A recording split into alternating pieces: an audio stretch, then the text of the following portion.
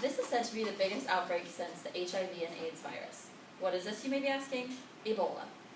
Ebola was first discovered in 1976 in Sudan and Zaire, which is now known as the Democratic Republic of the Congo.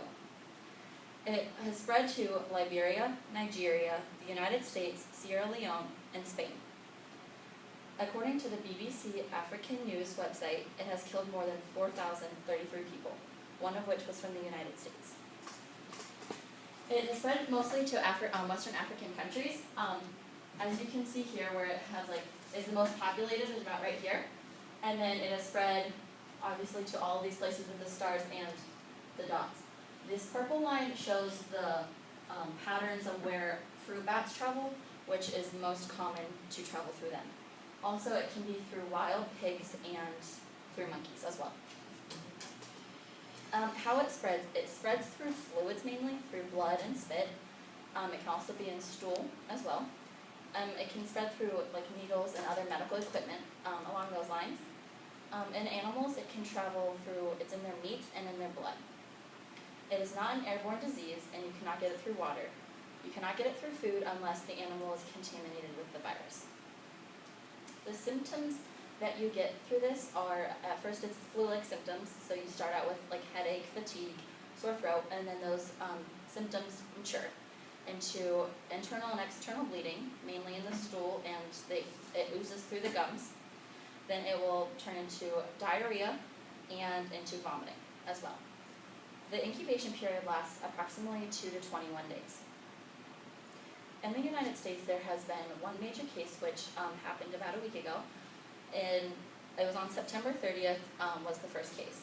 The man unfortunately died on October 8th. 2 days later, a healthcare worker that was working with this patient was tested positive for the Ebola virus. There have been 2 survivors in the United States. They were sent back from Africa who were working with Ebola patients there in hopes of, with more knowledge and things from the United States, they were sent over to help them, and they were returned with the virus. The United States has what is called the CDC, the Center of Disease Control, and what they do is they have deployed their workers to non-affected areas in hopes to study and conduct assessments to see how they can stop the disease, how they can prevent it, and things like that. They trace the disease as well to see where it can be spreading to next. They test to see if it's highly likely to be in that area or not.